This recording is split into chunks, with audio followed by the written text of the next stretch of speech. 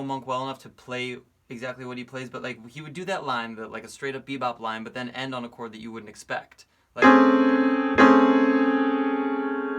instead of going like that would be, or like at the time maybe people were playing a 13th chord like that, but then he would like morph it and go like.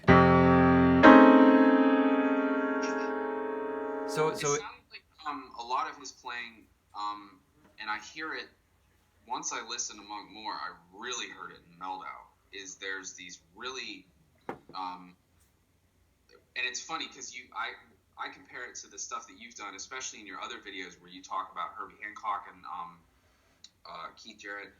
And the closest that it comes to is McCoy Tyner with those force, the movements that he does in force. But with Monk and Meldau, they do these like really sharp, angular, it almost feels like they're taking a chord and they're really bending it to the point of break. Yeah. Monk was really good at it, and I really love that sound. Well, why don't we talk about it? Let's listen to some Monk and talk about it. Do you want to just? Cool. I just didn't know. See, what I felt so far is that you had this, not like curriculum or whatever, but just this idea of, where you wanted to take me. I don't want to deviate too much from that if you think I need something else, because I trust your judgment. Well, what I want to give you are the tools to be, to bring out your own voice as a solo piano player. Mm-hmm. And part of doing that is going to be taking what you find interesting and breaking down why it's interesting to you. Yeah. Part of it is also getting the basics of music theory, which we got. I mean, we talked about the beginnings of it. We talked about the circle of fifths. We're talking about tritones. And, like, we went back to, like, further towards the roots of it than I think most people ever go, even in academia. They don't even really talk about that stuff. They don't talk about why. They don't take it down to the tritone and then flip the tritone upside down and explore all that. That's, like, something that's relatively unique. Because I think most people don't try to look at it on that level, and then there are layers that you build on top of that, but a lot of layers. Wait, 1 second, let me try to turn off these stupid text notifications. It's so annoying. How do I just make it? I'm amazed at how much the tritone stuff helped me, at least when I was when I would improvise something, because I think you and I talked about it before, where sometimes you just want to sit down and just start something, you just play a note and you go from there and come up with something, and it helped a lot with building little melodies in the middle of that, and not it made everything a little bit clearer. I wasn't so foggy, like just falling back on patterns that I used before. I was like, okay, I can go here, like I have options as opposed to just thinking, and they're clear. Well, yeah, you're beginning to understand why you're even doing those things. Yeah. So that's super important, and we will continue to do that. But a deviation towards exploring something that Monk does will relate it all back to this. So that might be fun. Yeah, I think so. I mean, unless you feel like you want to do something different. I don't know. I think a cursory look at something like Monk would be kind of neat, because there's a lot that I don't understand. Yeah. What's the what were you listening to? What song? What album? It was Alone in San Francisco, I think.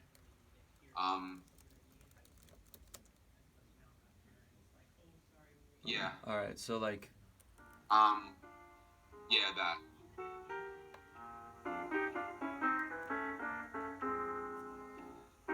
Okay, so let's just talk about musically. That song, just the head to that song, that if you're a jazz artist, you probably know it.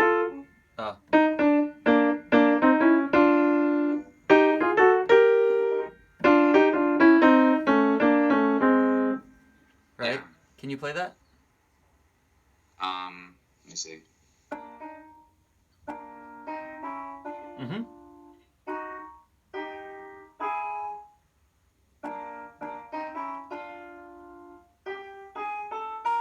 Yep.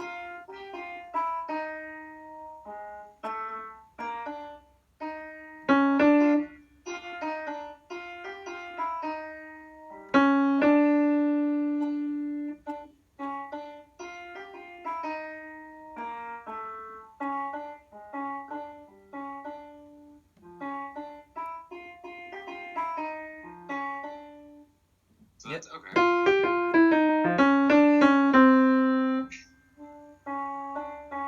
Yeah. All right. So now let's just look at this, just that very beginning part, right? This,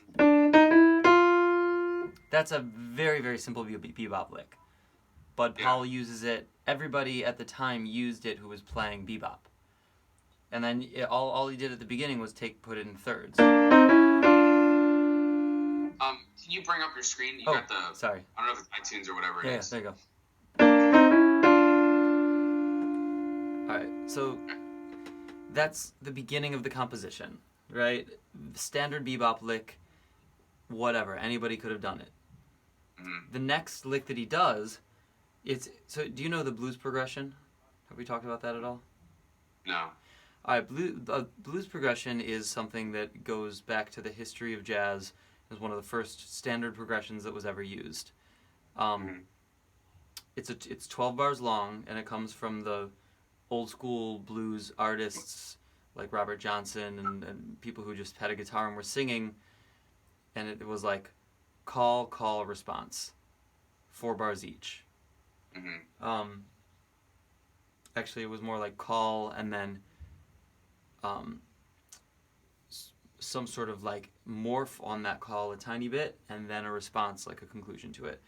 So if you hear, it's like the chords are 1, 4, 1, 1, 4, 4, 1, 1, 5, 4, 1, 1. So that's the blues progression, and you'll recognize it if you hear it, like.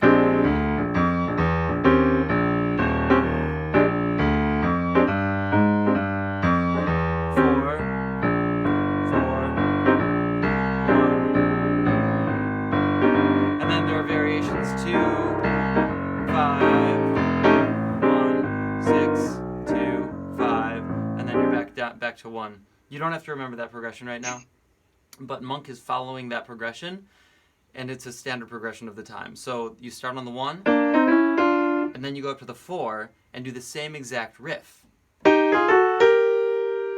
So that's where Monk's brilliance begins to come out in the composition, just in those first 2 bars, because instead of like doing this and then doing some other like deviation, going in some other direction, he says, I did this lick and now I'm going to do the exact same lick from a slightly different perspective based on the progression that I'm using. So it's using the exact same thing in 2 different contexts it shows an understanding of music from its roots, because it starts to give you a perspective on, now, okay, I've heard this lick twice, this is what this is based off of. Like Bach did it all the time, but he used a consistent theme, a consistent motif, and varied it. That's what Monk did here. Motif, slight variation on the motif, different key. He does it a few different ways later in the song too. I think he plays it like. Exactly, that's varying it more. His rhythmic stuff is really cool. I know, and that's why, so check this out, that's why it's so cool, because now you've heard it, now what can you do with it? It's like, this is in his mind, and it's probably not being done intellectually, it's probably being done intuitively on his part, because that's how Miles functioned, that's how Herbie functions. It doesn't come from a place of actually, you can understand it, and it helps to understand it, but when you're doing it, you're not thinking about it. Yeah. Anyway, you have that, and then you have that, and just to go back to what you just said, if you go like, and previously you know where that's coming from, that is a deviation on expectations. Yeah. And that's something that sounds cool. If you just did that at the beginning of the song, it's like, it has no gravity, it has no bearing, and it's not cool. If you start the song like this, unrecognizable, and then later in the song you go,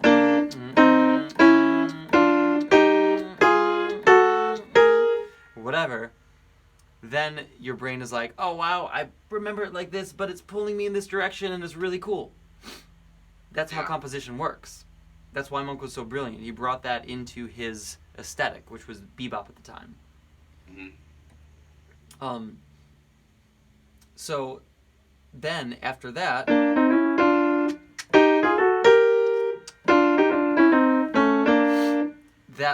that's a little mini call response, right? It's call, then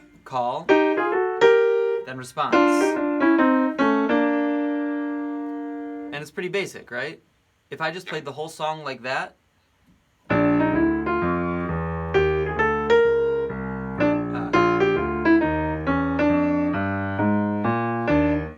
and then went on, there's something missing, right? It's not as cool as when Monk does it. Because when he does it, he ends that response, which bebop people would do it easily, and then takes it a little bit further away into the next call. That makes your brain think, like, something is happening right now, and I don't know what, and I'm waiting for it. And there are two reasons that it makes your brain think that. One is because you just had a very solid call response. Because that's there, anything you do after that is going to be perceived as something that is leading somewhere else. Unless you make it super conclusive, which you didn't do. But then, so the second reason is when you do that,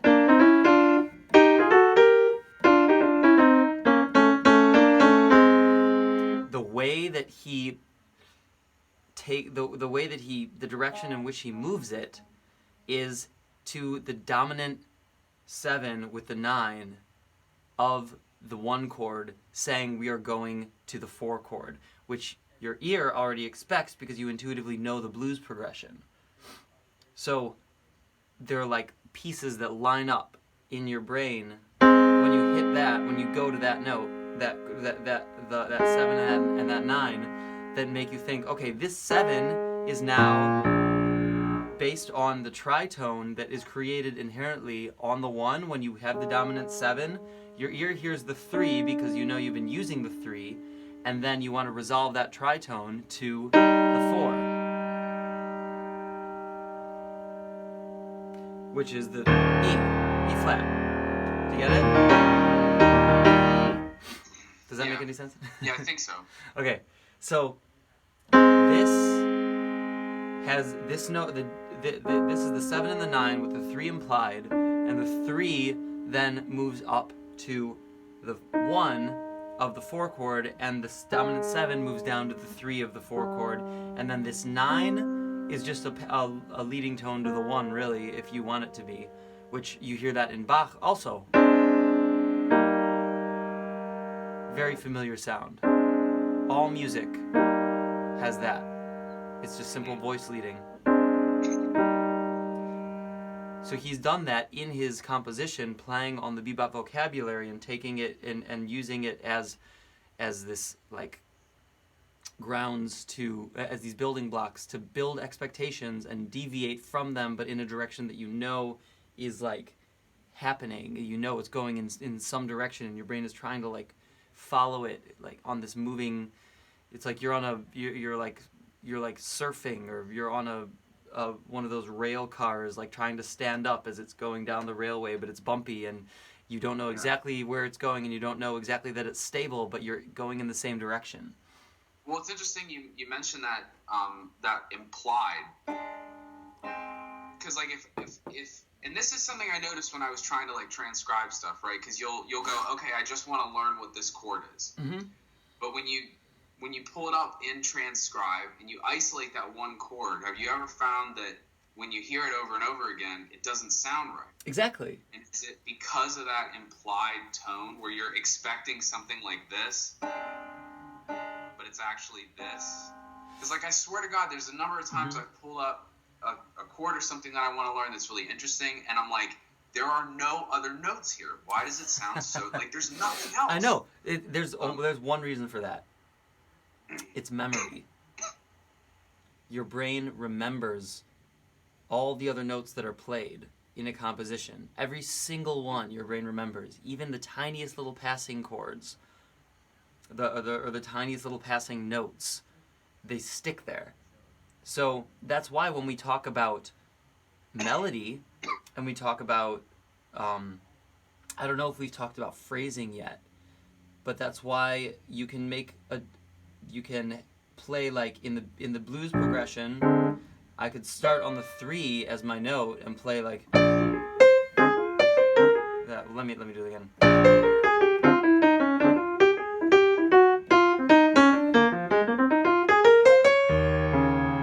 That's why I can start there, do 4 bars of other shit, and then wind back up to the note a half step below it, and it makes sense because you remember, and you remember things in a hierarchy too. You remember where you started as the first point in the hierarchy. So you can start on this note and play a 10-minute composition and then bring it back to that note in the end without ever hitting it again, and your brain will remember and it will feel a resolution. I think you did a video on goal notes where you talked about that, because I remember watching it a few times and trying to wrap my head around it.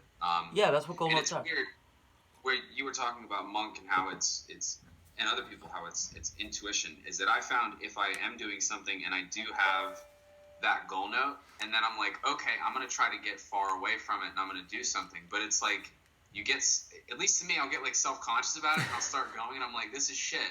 And then I'll try to go back. And I'm sure if I went back and listened to it, I'd be like, oh, that's fine. That sounded kind of neat. But in the moment, you're like, I'm getting too far away from it. Like, it's going to sound weird. You know, yeah, man. That's just fears and insecurities. That's what destroys so many artists. Like, and that's what we battle every single day as artists. Like, I have gotten into a method which I'm not able to really keep it all the time, but I try to stick with a method where I'm composing and not judging what I'm composing, and then just like doing it and going and writing and like letting my intuition guide me, and then I only judge it later when I come back to it. And doing that, I've tried that with, because my piano has a really good built-in recording function, like where it spits out right to USB. I mean, that's the benefit of it digital. And it seems like every time I've played something, in the moment I'm like, wow, that's kind of shit. But if I wait a day and then I go and listen to it, I'm like, well, that was really cool. And now I want to learn what I did in the heat of the moment, because it's something took over where I'm like, this makes sense. Totally. And then it's weird trying to learn from yourself because you did something you weren't anticipating or you didn't think about at the moment. Yeah, man, that's the thing that the greats have overcome. They overcome the hurdles of self-consciousness in that way. Because also, I've done albums where I thought it was incredible, and then I didn't end up liking it a year later. Yeah. Like, my Electric album. I took it offline everywhere. I spent a bunch of money and like so much time doing it and loved it at the time, and then came back to it later and was like, this isn't what I felt it was in the moment. Yeah. But I've done improvisations. Like the other night I did an improvisation and I was like, whatever, that was whatever. Went to bed, got up the next morning and listened to it, and I was like, wow, this is really good. I need to like put this online. And it was just in the moment. So that's why you just have to create. Like as an artist, you have to keep on going and pushing and just outputting material, studying and inputting information, but then outputting material without judgment, because the information that you bring in is going to come out through what you play no matter what, and your thinking about it is not going to make it better or worse. Yeah, I agree with that. I mean, I always think back to that video you did with Ruslan and the gospel stuff, where he's like, I never thought I was going to use this stuff, but in the middle of playing one night, it just came out, and I wasn't expecting it. And I found that to be true. Well, anyways, I don't want to deviate too much from... Yeah, totally. Well, it's good stuff. It's good stuff, though. Yeah, I agree. I mean, I hope somebody else listens to this and they take something away from it, because I think that's really, really important. And, you know. Yeah, man. So one of the things that is fascinating to me about Monk and other pianists is not so much how they build the melody of the song or the head, is when they get into, 2 minutes into the song and they're really noodling around and they're fucking with it a lot and they're creating their own lines on the fly. that to me is where it gets kind of interesting, is when they have that, that goal note and they're screwing around with it. Is I never understand how they're coming up with some of this stuff, especially with Monk. Is I'll just sometimes, if I'm bored and I can't think of anything too serious to do, I'll open up Transcribe and I'll just go to a random point in the song and go, I'm going to learn the 10 seconds here, unless it's, totally, there's nothing to learn. But, if there's an interesting line here, I'm going to learn it and I'm going to try to dissect it and figure out, what it is. And I don't remember where I heard it, but for example, here, I'll get it down low enough for the yeah, there was a line that I had learned that was,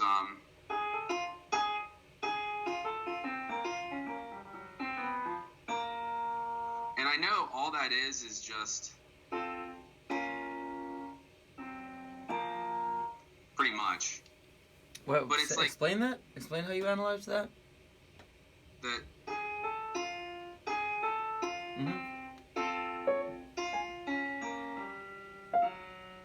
So it's this. Wait.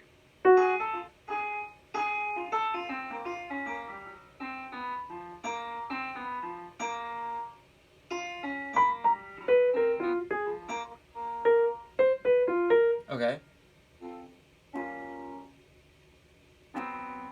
Or however it is down here. But I kind of realized that it was just, F major to B flat minor, and then, wait.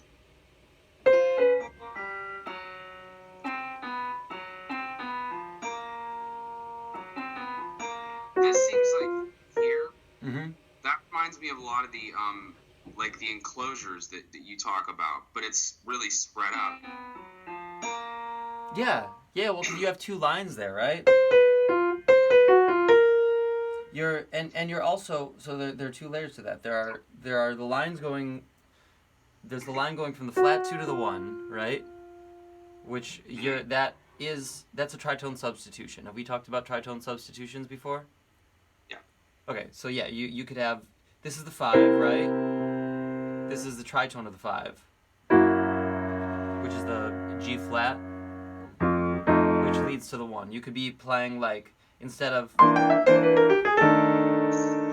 that's the 5 to the 1, you could play the flat 2 to the 1. And it's the same comping, because this comping in the left hand is the 3, the 7, and the sharp 9 of the 5, but it's also the 7, 3, and the 13 of the flat 2. Does that make sense? If this is the 5, this is the flat 2. Same comping. Different perspective. Because the flat 2 basically contains all of the altered notes of the 5, because it's the most altered you can get from the 5. It's exactly on the other side of the circle of fifths. Yeah. So what he's doing there is going flat 2 to 1, right? Pretty simple. He's also going 5, flat 5, 4, and taking those two lines and interspersing them. I forget how he did it, but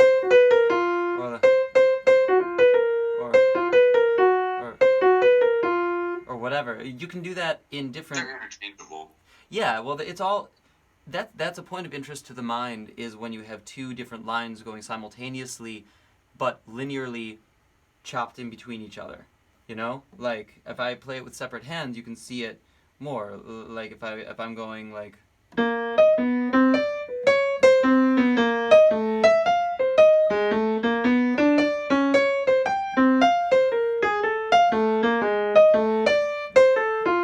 It's like a play in between. These are two things, but then when you bring them closer together and have a single goal note, that's two lines starting from different places and moving in towards the same note. And that's something Monk does a good amount of the time. But then sometimes he doesn't have them going towards the same note. Sometimes they'll just be like two lines kind of close to each other.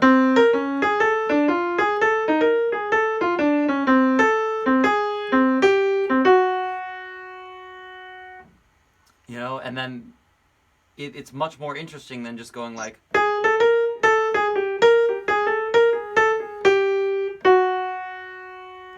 or the same down here. Then that's So, sorry, go on. a quick question about vocabulary here, because this is in a number of your other videos, you talk about transcribing and pulling lines and sort of adding to your bag and stuff like that.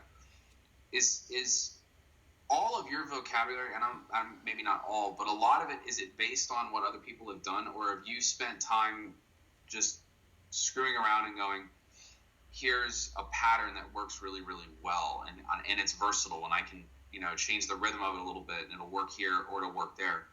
How do you practice that other than just pulling stuff off of records? I mean, one thing that I did was when I was doing the descending line exercise that you had for the tritone, where is that I would try to just add another tone, getting to like from C, and I'm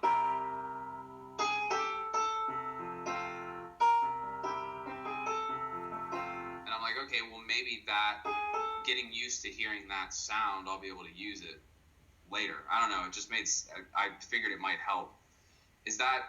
Are there exercises that you can use to better understand how these things come together? Like the one line where is that something you would take and practice in every single key to understand it, or is there a structure that you can use to understand it and an exercise to go along with it that I could practice? I'm not sure if what I'm asking is coming across clearly. I think I understand. There are a couple layers to it. The first layer is that, and the answer to your question about if everything I do is references based on other people's playing, or if I'm messing around and trying to find my own lines. So the answer to that is one that might twist your mind a little bit. Everything that I play and that anybody in this world plays ever on any of these instruments is references. I understand that.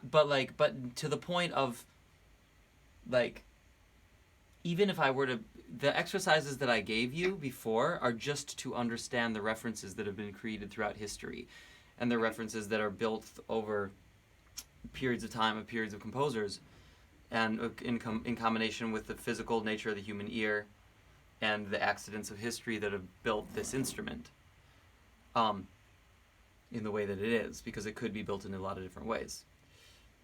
The way that I find my own voice in the context of that is by taking bits and pieces of what other people have played and learning them verbatim, studying them, and then conceptually gleaming the information that I feel like is most available to me on the surface level of how that item that I love is composed.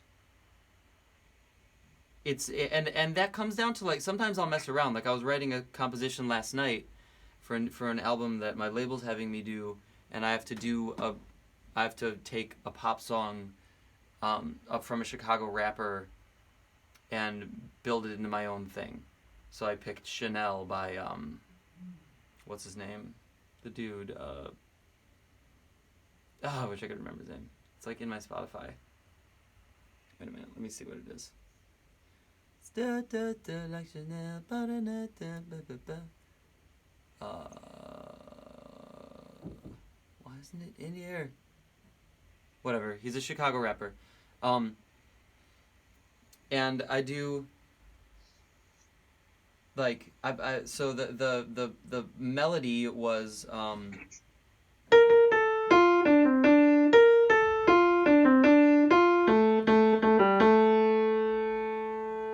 and I was thinking, like, how do I make this beautiful? How do I make this cool? So I messed around with stacked chords. That right there is a reference. It's a reference to a lot of the gospel music that I've heard from, like, and actually something that Ruslan has pointed to, something that my friend Micaiah has pointed to, and stuff that we've done. But then take that chord and playing it chromatically over the chord, over the melody of the song.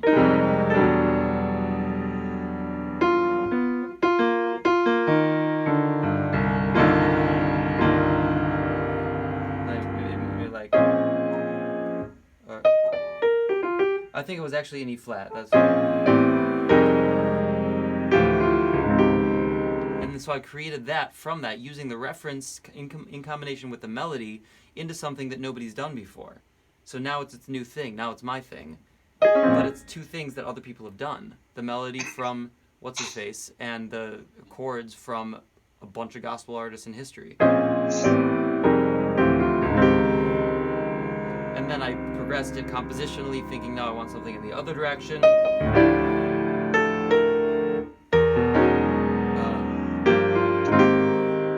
And that, and so on and so forth.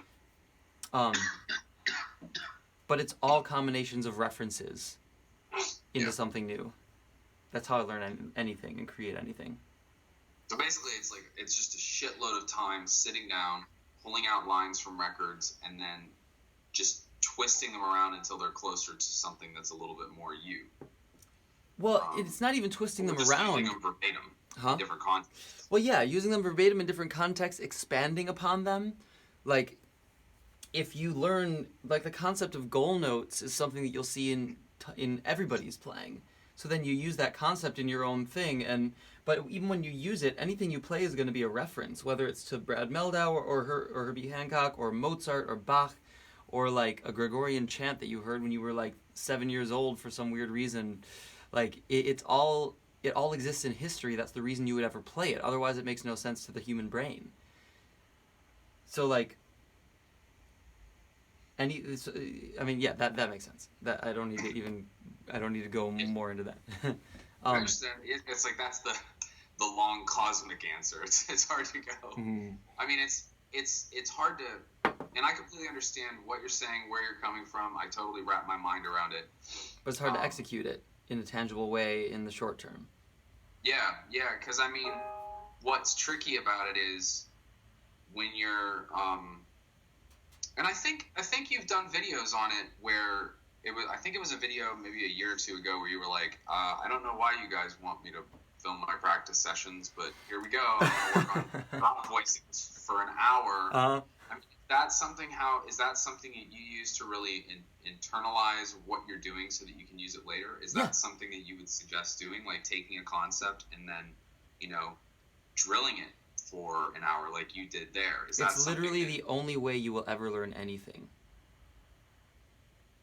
Well, yeah.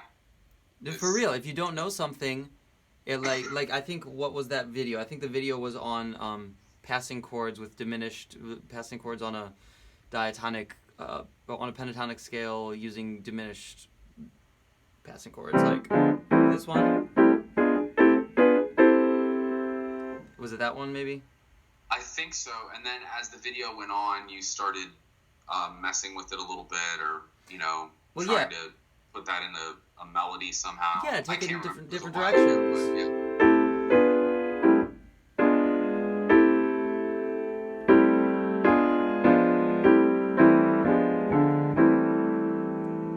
But, yeah. But like to get that under your fingers, you need to go from here to here first. And if you've never done that, it's like, okay, pentatonic, so it's that one, it's that one, it's that one. Now the next chord is a diminished chord, and I know the pentatonic scale, or the scale that I'm using isn't exactly pentatonic. Oh, it is. So that's the 5 notes. So there's the next note, and then diminished means I go in minor thirds. What's a minor third? 3 half steps. So 1, 2, 3, 1, 2, 3, 1, 2, 3. So that's the chord. 1, 2, 3. So now I have this and I have this, and now I have to remember it. So I have to do this 10 times.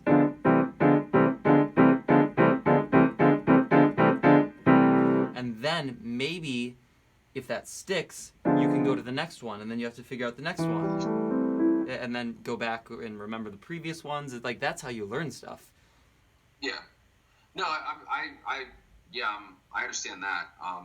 The countless hours that I spent trying to learn one fucking trick on my bike, doing that, for 6 hours straight, something that looked stupid easy to like some onlookers. Uh-huh. Yeah. What I'm thinking about is, let's take for example the line that I played that.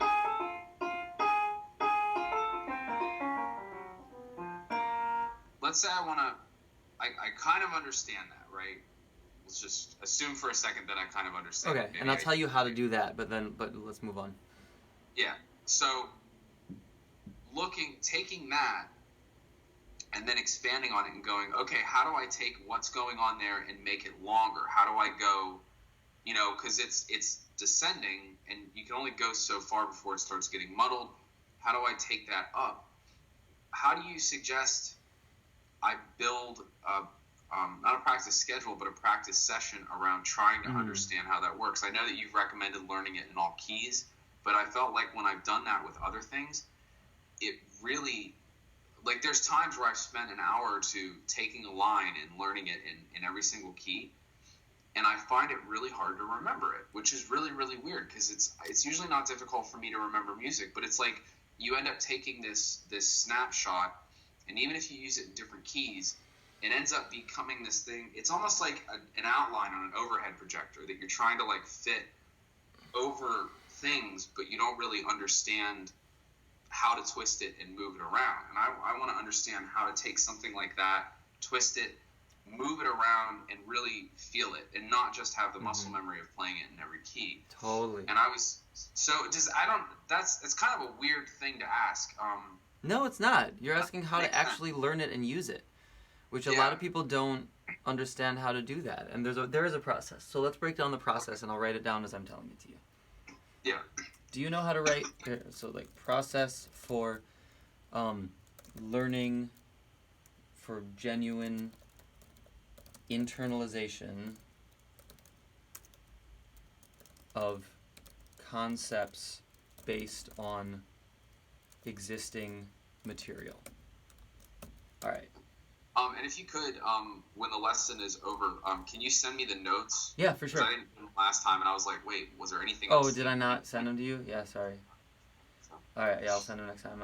Okay, so the first step is pick a line you love. You've done that, right? You have that line. Yeah, the most recent one, but yeah. The second is, and make sure it's bite-sized. Make sure it's, that one that you have is great. Let's just say bite-sized. Second step, do you know how to write or read sheet music? I'm getting better with the sheet music just through like learning some of the block, jumping in and trying to. Do you have Sibelius?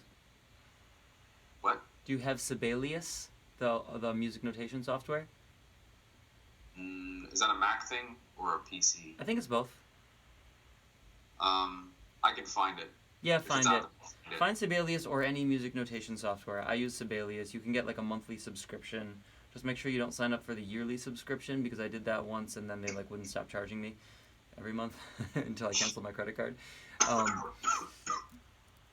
But yeah, sign up for the monthly subscription, and just take that month to try to, or maybe you can even use a free trial. I think they give you a free trial.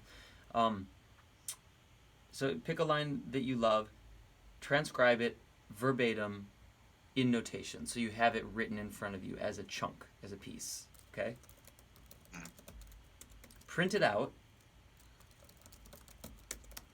analyze it by playing it on a piano and marking the music with connections and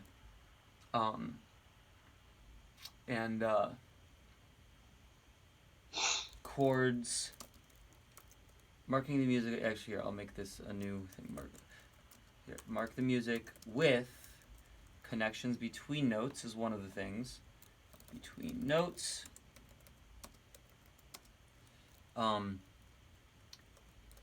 Chords and implied chords. I have to blow my nose. Yeah, go for it. Go for it.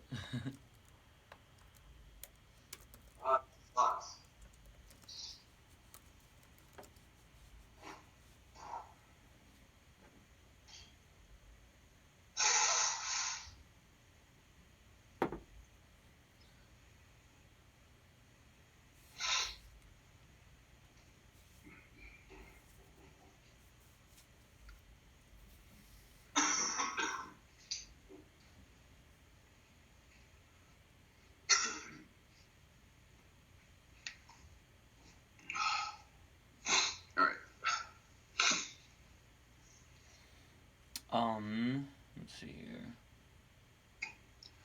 I'm not good enough at reading music yet that I would probably be able to. I mean, I could pick out the notes, but I couldn't put in rests and. Yeah, for sure.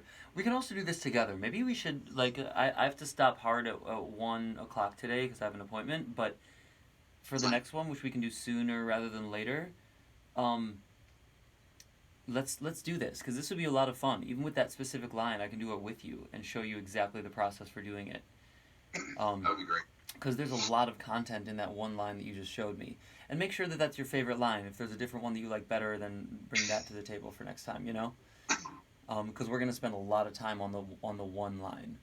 And no matter which line we pick, it'll be great, because it's Monk, and he's badass. But just make sure it's the best one that you feel like you like, you know?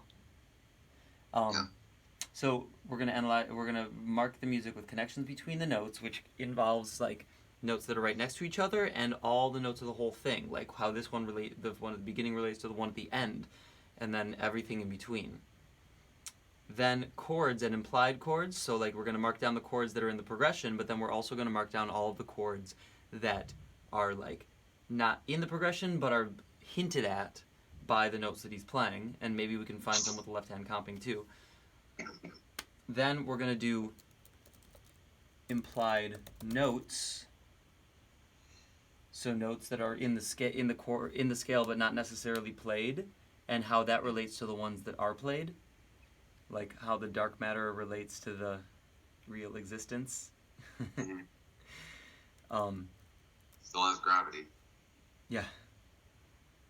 Exactly. And that's a really good reference. I love that. Oh man, and the 20,000 piano nerds on this channel will probably love that too. I feel like we all have similar tastes.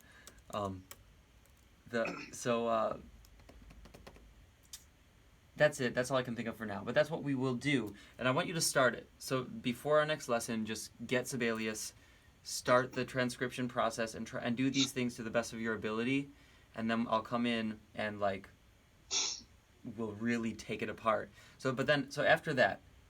After the analyze it part, then you play it. And this includes both hands and hands separately. And hands separately and together in octaves. Okay? When I really want to dive into something, I also play it upside down. What do you mean upside down? Standing on your head? No, I'm just kidding. You flip it over a center point so that if it's major, it becomes minor and it goes in the other direction. Okay. That's with what we talked about earlier with dark harmony or reverse harmony. Yeah. Okay. We don't necessarily have to do that because that's an entirely different exercise in and of itself. You could spend like a year on one line if you really want to analyze it. But let's just say that. So let's say... Let's not. I'm just going to write it down so that this can be a template for learning something as thoroughly as possible. Oh. You alright, man? Yeah, I was thinking Theraflu was going to make me feel better. I hope when this lesson goes up, people aren't annoyed by the coughing. It's all good, man. They can't hear you that loudly anyway. They can hear me a lot louder. Okay, so play it, and then play it in all the keys. And then what you'll naturally do is expand upon it. Use the concepts to deviate slightly, which includes chords, deviate to different chords, or well, first notes. First change some notes or add some notes. Change, add, and then chords. You can add chords. I wouldn't normally change or take away chords. I have a weird question. I know you don't have much time. Yeah, sure. But first question is this the process that you used when you were sort of learning and still learn, I guess? Mm-hmm. Yeah, it is. I didn't ever take it to the full extent because it takes too much time. And I wanted to use different vocabulary, so there are licks that I would transcribe, and In fact, actually, I would usually, I did it with licks from artists who were improvising, but I more so did it with compositions. Like I did this with All the Things You Are. You know, the like.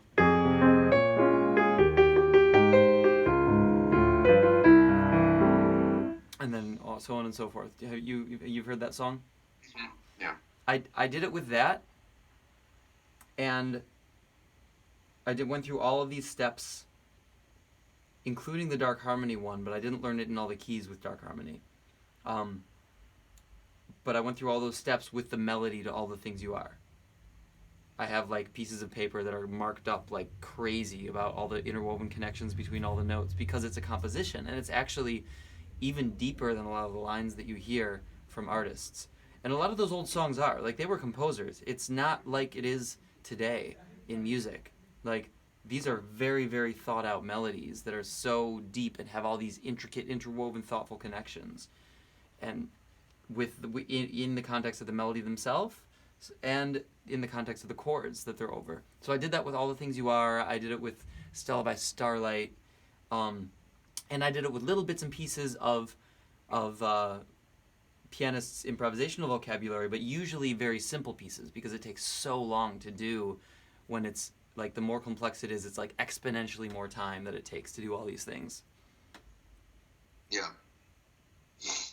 Yeah, I was just wondering if you did it with, like, if, like, for example, if Herbie was playing a line and you really liked the line that Herbie was playing, if you took that and you went through this whole thing, yeah, you're excluding all the other stuff that he played in that song and elsewhere, but you've built this cornerstone of your playing then on this one line and all the different directions it goes out on, which is kind of interesting, because it means that, like, you're taking this 2-second thing and creating, you're building and warping your whole style around it, because you've learned every possible facet of what it can and cannot do and whatnot. Yeah, the thing is, you're not, your style doesn't change to be that person's style in that case. I can't remember who it was, but there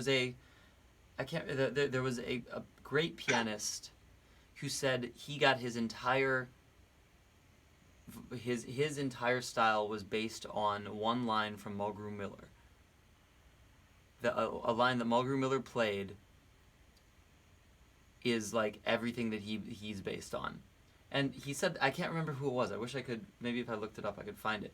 But the reason he was able to say that is because a line that somebody plays, first of all, is not isolated to that person's playing. It includes references from the entirety of music history. And then when you analyze it, you're not going to analyze it exactly how they thought about it. You're going to take what it is by its very nature and expend in your own brain a whole world based on what you discover from that line. You're not necessarily taking that person's playing and internalizing it. You're taking that an example from that person's playing and building your own style around knowledge that you curate by analyzing that line. Yeah. And doing it from Monk is a great idea, because Monk's dead. Like, you can sound as much like him as you want, and you're not really going to be a copy. Like, you're just not going to become a copy of him. You can't. I'm not that cool. I just can't. It's just like, there's never in a fucking million years could I be that slick or that strange either. Yeah, I feel you, man. He was out. He was an incredible specimen. Yeah. So I would do it with the Monk line, and let's do it. I'll do it with you, man, because I want to do it too. My playing will improve so much if I do that. I have not studied Monk enough. So, like, if it's that line, and that line that you played me is great. Your analysis of it, I don't think was spot on. And I assume it's not. but I will fill that out. I'll fill out the gaps, and we'll do it together in the next lesson. We'll analyze that line, and we'll start this process. If that's the line you want, but like, listen to a bunch more Monk and pick out if you like that line the best or if you like a different line the best. Yeah, I'll see. It was just something I found at random on some recording, so I'll see if I can really dig in and find something I love. But I don't want to hold you up for your appointments at 1. I do have to run. I'm just going to send you all of our notes so far. Yeah, I'd like to look back and see if there's anything that I've maybe missed. Yeah, for sure. How do I do this? Skype. Bam. Where is the... Oh my god. Computers don't need to be as frustrating as they actually are. Alright. Boom. There you go. Okay, cool. Sweet. All right, man. I'll put up this lesson. I'll send you a link, and yeah, we will take it from there. Let's schedule the next lesson soon. Even maybe before. I have a crazy 10 days from March 10th to March 21st. Are you So gonna do it before then? let's try to do it before then because I'd like to dive into this material. Yeah. Um, I don't